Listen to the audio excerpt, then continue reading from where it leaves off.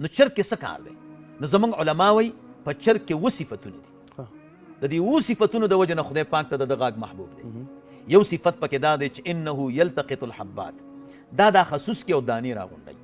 او رسول الله مبارک فرمایي تاسو خصوص کې راغونډې کوئ ځکه چې ستاسو په دې طعام کې الله تعالی برکت اچولی او دا نه معلومیږي چې په کم طعام کې به برکت وي، کیدای شي هغه برکت والا لاندې پروت وي.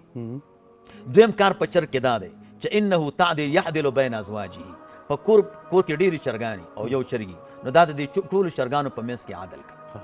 دریم صفت په چرګ کې دا دی چې انه یسبح، دا د خدای تسبیح وي. نو سیرت صاحب چې چرګ د خدای تسبیح وایي او الله ته ګران دی، که مؤمن وایي نو څومره به الله ته ګرانېږي. څلورمه دا ده چې چرګ کې دا کار دی چې سرعت الانتباه دی پکې، یعنې چې ویده شي نو زر راپورته کېږي. او سرعت الانتباه دا د بهادر سړي علامه ده. موږ او تاسو کله چې ویده شو بیا په ډانګونو خلک نه راپورته کېږي. بیا چې دې وخت کې پکې هم چالاني. څلورمه دا ده چې دا شجاع دی، چرګ ډېر بهادر دی، هېڅ چا نه وېرېږي. یو د ګیدړ نه به ساتي او نور چې دی هېڅ چا نه وېرېږي. پنځم نمبر دا دی چې چرګ کې دا کمال دی چې انه یرى الملائکة، دا د ملایکو سره ملاقات کوي.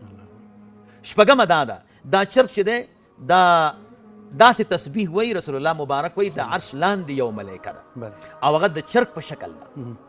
نو هغه چې تسبیح شروع کړي نو دیم شروع کړي. نو چې یو سړی عبادت داسې وخت کې کوي چې کم وخت کې اولیا بزرګان نیکان خلک کوي، نو دا عبادت الله ته محبوب دی.